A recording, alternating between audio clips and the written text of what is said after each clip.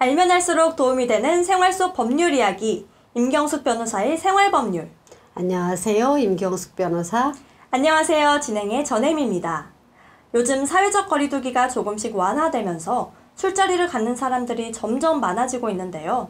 오늘은 술값을 내지 않으려고 점주를 폭행했다면 어떤 법이 적용되는지 알아보겠습니다. 변호사님, 그럼 바로 사례 들려주시죠.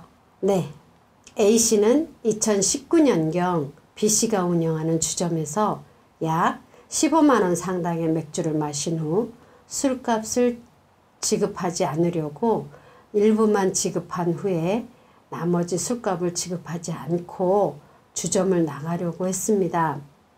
이에 점주인 B가 A를 제지하였고 A는 B를 넘어뜨린 후 무차별 폭행을 가하였으며 B는 전치 4주의 상해를 입었습니다. 네, 술값을 내지 않은 것뿐만 아니라 폭행까지 가했으니 꽤 무거운 처벌이 내려질 것 같은데요. 사례 A씨는 어떤 처벌을 받게 됐나요?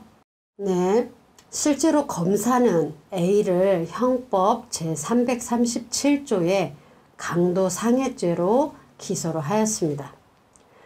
보통 일반적으로 소위 무전치식은 경범죄처벌법 제3조 1항 제39호에 해당하지만 상습적이고 고의적으로 무전치식을 하였다면 형법 제347조의 사기에 해당할 수 있습니다.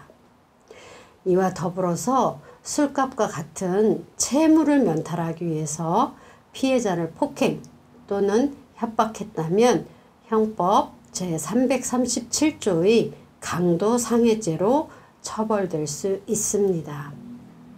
이와 같은 불법 영득이사, 불법 영득이사라 하면 불법적으로 내가 가져갈 마음을 먹는 걸 불법 영득이사라고 하는데요. 강도상해의 고의가, 이제 고의는 내가 일부러 해야지 마음 먹고 하는 경우가 고의고, 과실은 그럴 마음이 없었는데 우연히 하는 걸 과실이라고 합니다. 그래서 고의가 인정될 수 있기 때문에 강도상해죄가 됩니다.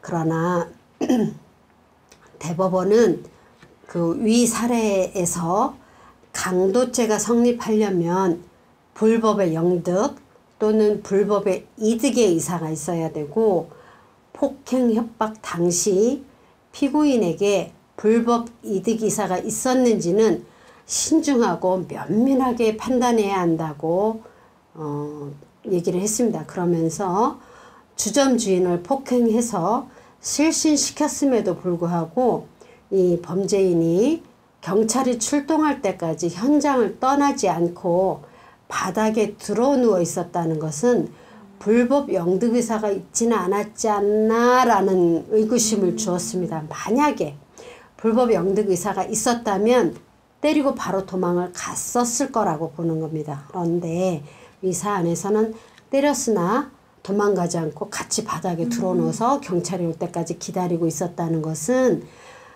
불법 영득 의사까지는 인정하지 않을 수 있다라고 해서 처음에 판단했던 그 강도상해죄를 파기를 했습니다. 폭력을 휘둘렀는데도 원심이 파기된 걸 보면 판결에서는 이득에 대한 유무가 중요한 것 같습니다. 대법원이 언급한 불법 이득 의사와 불법 영득 의사는 무엇을 의미하는지 조금 더 설명 부탁드립니다. 네, 두 단어 다 조금 현실에서 일상에서 잘 쓰지 않는 단어이기 때문에 여러분들은 좀 어려우실 수 있습니다. 그래도 가능한 쉽게 한번 설명을 드려보겠습니다. 불법 이득 의사는 법을 어기면서까지 내가 이득을 취하려고 하는 의도를 말합니다. 그거에 반해서 불법 영득 의사라 하는 것은 이 물건의 권리자의 그 의견을 배제하고 타인의 물건을 내 소유물과 같이 이용하거나 내가 이걸 팔아먹어야지 하는 처분할 의사가 있는 걸 의미합니다. 그래서 불법 이득 의사와 영득 의사는 약간 미묘하게 좀 다릅니다. 그렇다고 해서 그 불법 영득 의사가 다만 이렇게 꼭 이 물건을 영구적으로 이 경제적 이익을 내가 가져야 되겠다는 의사까지 필요하지는 않습니다. 그래서 잠시 사용하고 돌려줘야지 하는 마음이었다고 하더라도 그게 꼭 불법 영득 의사가 아니라고 판단하지는 않습니다. 그래서 이런 거는 그 사안에 따라서 면밀하게 같이 종합적으로 판단을 하고 있습니다. 그래서 강도상해죄의 폭행 또는 협박은 상대방의 반항을 억압할 정도에 이를 걸 요구합니다. 근데 이제 폭행이나 협박을 했는데 상대방의 반항을 억압하지 못한 거라면 그 정도까지는 인정을 안 해주는 거죠. 그래서 폭행 또는 협박으로 만들어진 피해자의 반항 억압 상태를 이용해서 재물을 취득한 경우, 그러니까 폭행이나 협박을 해서 물건을 강제로 뺏는 거죠. 그게 이제 강도잖아요. 그거를 해당하는데, 만약 피해자를 폭행한 이후에 폭행하고 이제 피해자를 두고 나갔어요.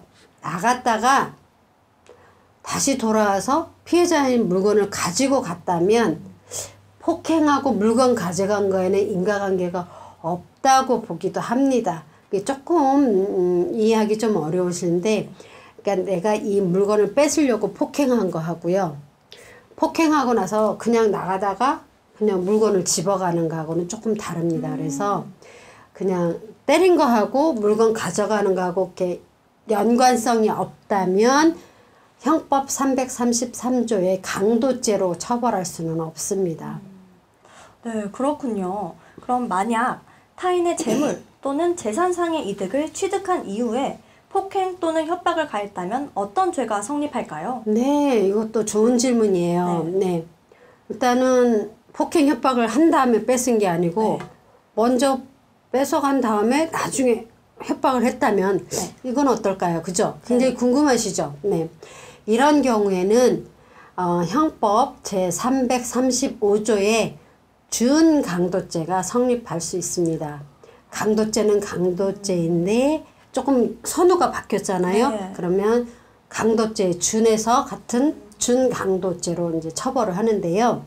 일반적으로 준강도죄는 타인의 재물을 일단 절취한 후에 먼저 훔치고 난 다음에 자신을 추격하는 피해자 또는 경찰관을 폭행, 협박해서 그걸 계속 유지를 하는 거잖아요.